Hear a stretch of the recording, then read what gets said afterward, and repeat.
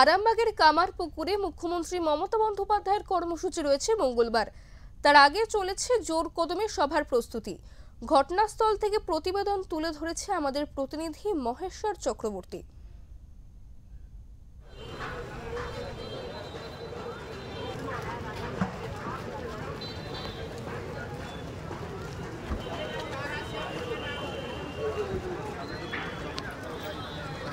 নমস্কার, আমি একেবারেই সিএম এর প্রোগ্রামে রয়েছি। সিএম মুখ্যমন্ত্রী মমতা বন্দ্যোপাধ্যায় আরামবাগে আসছেন। আরামবাগের কামারপুকুর পবিত্র ভূমিতে আসছেন। আপনারা জানেন, যার কিছুক্ষণের মধ্যেই হয়তো উনি চলে আসবেন এবং সাজো সাজোরা গোটা আরামবাগ জুড়ে এবং কামারপুকুর যে পূর্ণভূমি, সেই পূর্ণভূমির মাটিতে তিনি পা দিতে চলেছেন। এবং আগামী 2026 সালের ইলেকশন, আপনারা জানেন 2026 সালের ইলেকশন একটা টান লড়াই হবে। কারণ আরামবাগ বিধানসভা, আরামবাগ মহকুমা যে 4টে বিধানসভা, সেই 4টি বিধানসভায় কিন্তু বিজেপির দখলে আছে। সেই বিজেপির দখলে থাকা বিধানসভা যে রিকভারি করতে পারবে।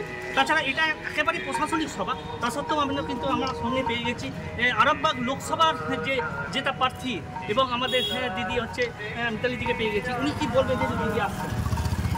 নমস্কার আপনাদের এবং আপনাদের চ্যানেলের সমস্ত দর্শকদিকে।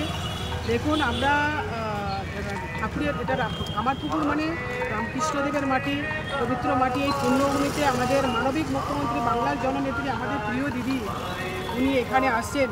আমরা তৃণমূল কংগ্রেসের কর্মী সমর্থকবৃন্দরা আমরা আনন্দিত, আমরা উচ্ছ্বসিত দেখতে পাচ্ছেন। সব কর্মীবৃন্দদের মুখে একরাশ হাসি দেখতে পাচ্ছেন যে দিদি আসছেন। আমাদের কাছে সবথেকে বড় প্রাপ্তি দিদি আমাদের কামারপুকুরের পূর্ণভূমিতে আসছেন। কি বলবেন, যারা 26 সালের লোকসভা ইলেকশন, যার কাছ থেকে কি বার্তা পাবেন বলে মনে হয়? দেখুন, আজকের মূলত দিদি যেটা একেবারে মঠের কিছু বিষয় আছেন, মঠের কিছু প্রোগ্রামের বিষয় আছে, সেটা উদ্বোধন করবেন। আর আমরা আজকে যেহেতু মঠের বিষয়, মঠ মানে একটা শান্তির জায়গা, মঠ মানে একটা শক্তির জায়গা, মঠ মানে জায়গা।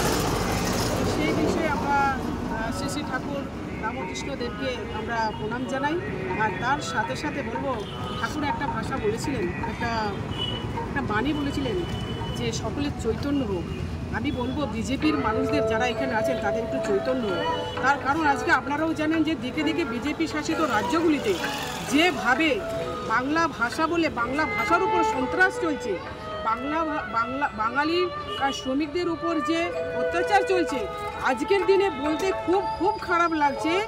তার দেহকে উলঙ্গ করে, তার জামা কাপড়টাকে খুলে সে হিন্দু না মুসলিম দেখতে চাইছে। এর থেকে লজ্জার বিষয় আর কি হতে পারে? আরও একটা বিষয় যেটা না বললে একদমই নয়, যে অমিত মালব্য বলছে বাংলা একটা ভাষা। আমরা ধিক্কার জানি, উনি কি করে বললেন এই কথাটা? তার মানে আমরা ছোট থেকে যে ভাষায় কথা বলে এসেছি, আমার মাতৃভাষা বাংলা, আমি বাঙালি হিসেবে গর্ববোধ করছি। শুধু আমি না, আমরা যেটা আজকে যারা সবাই এখানে আছি, আমরা বাংলা হিসাবে আমরা গর্ববোধ করছি, বাঙালি হিসেবে গর্ববোধ করছি। মাতৃভাষা বাংলা, সেই বাংলা ভাষার অবমাননা মানে মায়ের অবমাননা। আমরা সেই মায়ের যে অবমাননা হতে দেবো না, বাংলা ভাষার অবমাননা হতে দেবো না। মানবিক মুখ্যমন্ত্রী, বাংলার জননেত্রী যে ভাষার অবমাননা, যে ভাষার উপর যে সন্ত্রাস চলছে, সেটা তিনি হতে দেবেন না, বদ্ধপরিকর হয়েছেন। তার জন্য আমরা পথে নেমেছি এবং আমরা যতদিন না এই সংশোধন হচ্ছে আমরা চালিয়ে যাব। কিছুদিন আগে আপনারা দেখেছেন আমি কি করব, আমি কি খাবো, আমি কোন ভাষায় কথা বলবো, সেটাও ওনারা চাপিয়ে দেবেন ইংরেজ শাসনে।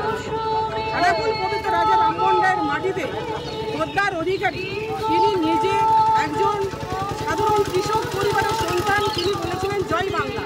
তাকে দাঁড়িয়ে প্রথম বললেন তুই হিন্দুর বাচ্চা, তারপরে তাকে বললেন তুই রোহিঙ্গা, তারপরে বললেন তুই পাকিস্তানি। কিন্তু তিনি আবার বলছেন, দেখুন, মা তো মাই হয়, মায়ের কোনো জাত নেই। তেনার মায়ের সম্পর্কে বললেন মা তো বাংলাদেশ থেকে এসেছে। আবার তিনি বলছেন আমি মোদির বাচ্চা।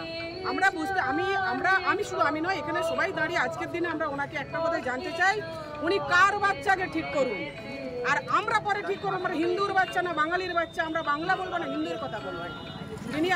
উনি বলছেন মোদির বাচ্চা, তাহলে আগে নিজেকে ঠিক করুন। উনি শিশির অধিকারীর বাচ্চা না নরেন্দ্র মোদির বাচ্চা? জয় বাংলা।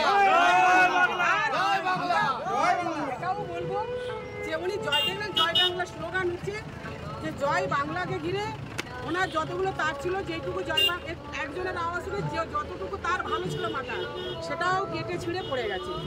তো এবং উনি যদি যে চামড়া খুলে নেব, চামড়া খিচে নেব, আমি বলে যাচ্ছি গদ্দার অধিকারীকে, এই ঠাকুরের পূর্ণবীর থেকে বলে যাচ্ছি, এই মুহূর্তে যদি আমাদের কণ্ঠনালীটা কেটে দেয়, সে কাটানালীটাও বলবে জয় বাংলা, জয় বাংলা। আচ্ছা, আমার প্রথম কথা, কামারপুকুরে কোথায় বন্যা হয়েছে? উনি বন্যা কবলিত মানুষদের জন্য কাজ করতে আসবেন। উনি ঘাটাল যান না, ঘাটালে মানুষ ডুবছে। খানাকুল যান, খানাকুলে মানুষ ডুবছে।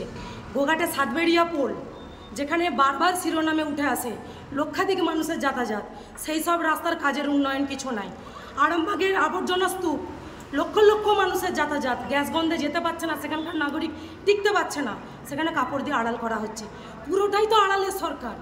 এই মমতা ব্যানার্জি একজন ধাপ্পাবাজ মহিলা, অভিনয় মহিলা।